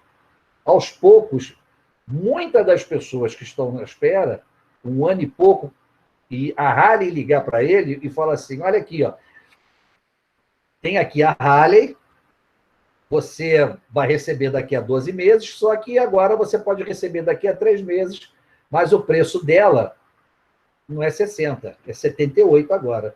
Eu duvido, o cara que vai comprar a Harley vai chorar por 18 mil, duvido. E você fazendo isso de uma forma constante, você tende a aumentar o seu lucro. A estratégia, eu acho que é uma estratégia muito boa, eu concordo com você. Alguém quer falar mais alguma coisa? Tem outra coisa para falar? Acha que isso aí é legal? Você aumentar o preço sem precisar, mas aumenta a produção, né? Você reduz o tempo de espera, tá? O tempo de espera de 1 ano e pouco, você reduz aí para, sei lá, 6 meses. E, ao mesmo tempo, você aumenta o preço. Alguém aqui pensou nisso? Tem alguma outra coisa? Enfim.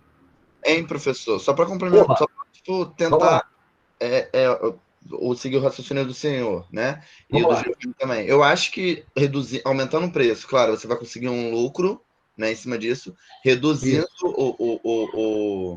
o tempo, mas eu acredito que dessa forma você vai ter que aumentar a sua linha de produção, porque vai ter outros clientes querendo essa mesma redução de tempo, então vai aumentar a quantidade de clientes. Então, vai aumentar a linha de produção.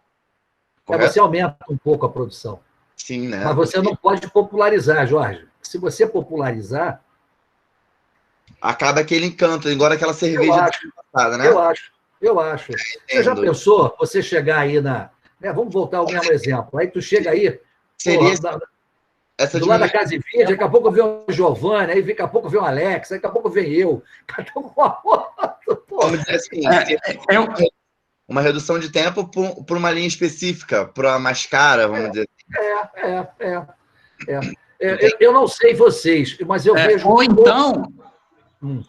então, partindo dessa ideia que o professor falou, se já que possui uma fila de espera, por exemplo, estamos em março, e já tem uma fila de espera lá já tem o pessoal de janeiro e fevereiro de 2022. Pega essa galera de janeiro e fevereiro de 2022, liga para eles e oferece a Harley mais cara. Né? Não precisa...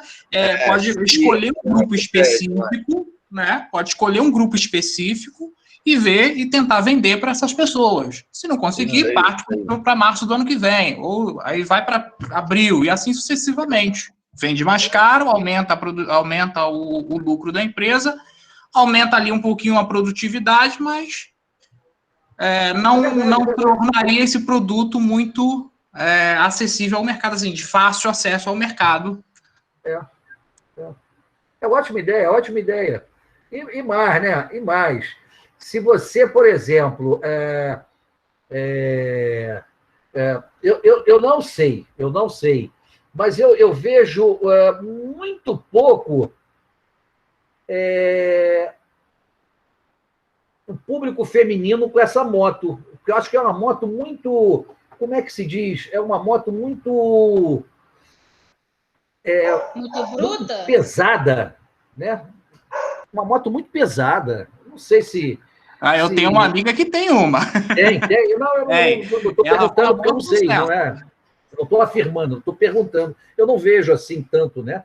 Tanto é que quando você vê esses passeios que eles fazem em Itaipava, né? Eles fazem para a região serrana, mais de não sei quantas pessoas, aí eles vão lá, se encontram, e você vê mais as meninas, né? As senhoras, muita senhora, né? Na carona. Mas não é que não tenha, né? Mas eu acho que é uma moto muito bruta, muito pesada. Né? Eu não gostaria dessa moto, né? Ô, professor, eu acho Oi. que não é nem só a Harley Davidson, eu acho que realmente é a moto, sabe? A moto, né? Eu não vejo muitas mulheres com moto, vejo, mas não vejo na mesma quantidade que vejo homens com É verdade, motos, é entendeu? verdade, é Então eu acho que é verdade. mais o público mesmo é mais restrito, vamos colocar assim, entre É. aspas, entende? Você podia, inclusive, Vitória, criar uma linha mais feminina, mais, como é que se diz? Menos, assim, porra, a Harley é muito pesada, gente. Vocês já Sim, viram? muito pesada. Não é verdade? Fazer uma coisa mais, mais charmosa, inclusive, né? Exato, Mais uma moto charmosa. rosa, maravilhosa, ia ser. Eu gostaria de ter, Vitória? Sério? Então, eu tenho É? carteira, mas eu tenho um morro de medo. Ah, aquilo é muito. Aquilo ali dá um medo danado, né? Aquilo ali é como Sim, se estivesse num carro sem nenhuma proteção, porque ela é grande, né? isso, E a velocidade e tudo. Eu tenho medo danado. Eu nunca tive moto, não suporto moto. Mas, né? né, eu tenho medo, tenho medo. É aquilo que você falou, tenho medo. Aqui em casa a gente tem o nosso meio de locomoção é moto. Eu tenho É, né? carteira, mas eu não piloto porque eu tenho medo. Mas eu ando na garupa de boa. Na boa, né? Mas eu tenho medo. Até na garupa eu tenho medo. Eu posso contar nos dedos de uma mão, às vezes, que eu peguei uma carona de moto. Nos dedos da mão, para você ver, hein? Vou fazer 65 meses que vem. Eu não ando, não é por nada. E filho meu também ninguém teve, graças a Deus. Né?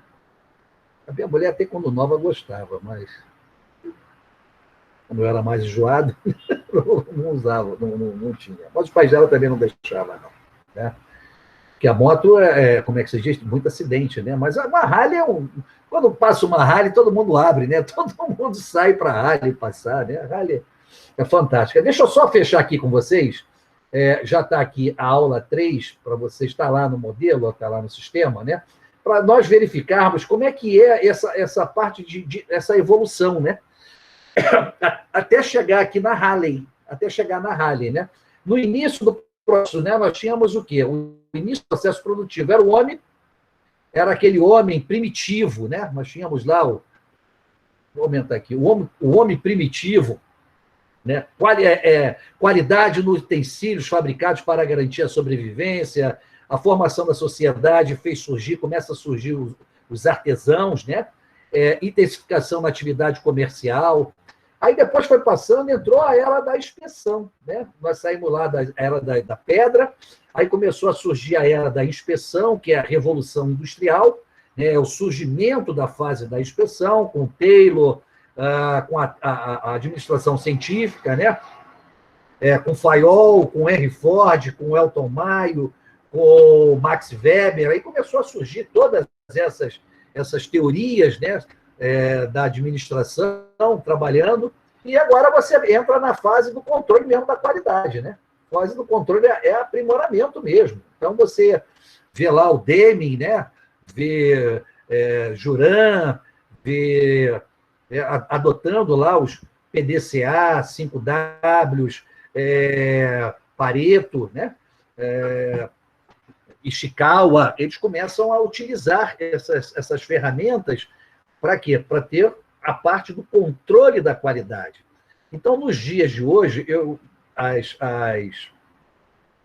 a linha de produção, o controle de qualidade é muito rigoroso.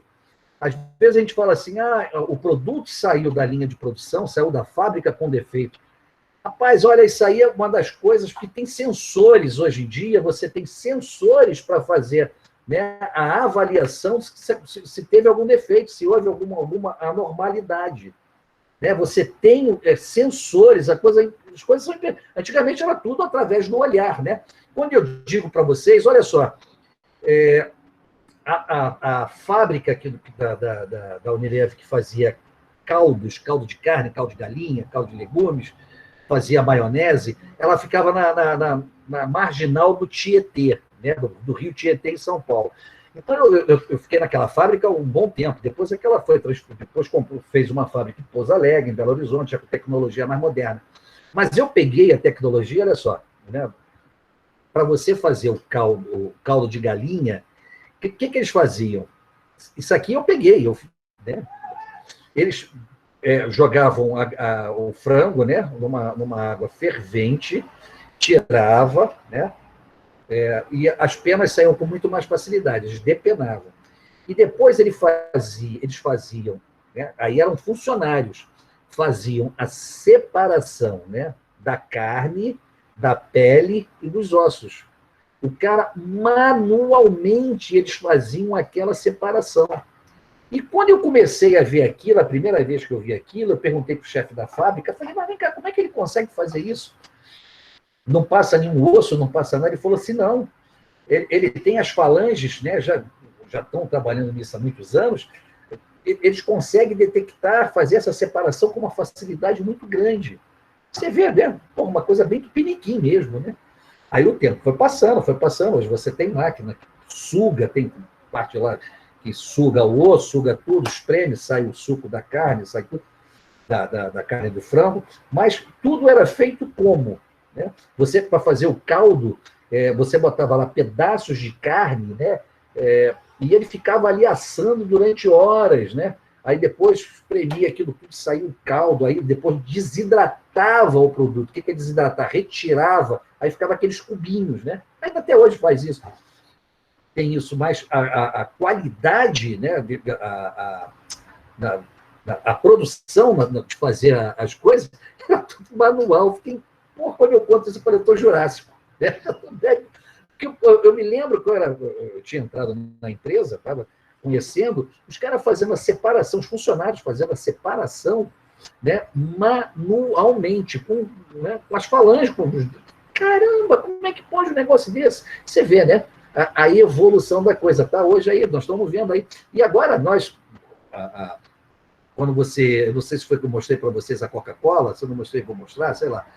Você vê os sensores, né? Você tem muitos sensores. É impossível você passar um refrigerante com defeito, né? Ou cerveja com defeito. A qualidade é impressionante, né? A inspeção é impressionante, né? E eu vou falar com vocês aqui as operações, né? Vamos dividir aqui as operações em 4, né? Que são volume, variedade, variabilidade e visibilidade. Isso aqui nós vamos discutir na semana que vem. Eu vou falar disso aqui para vocês, para não perder, né? Tem que falar um pouquinho com calma. E eu vou pedir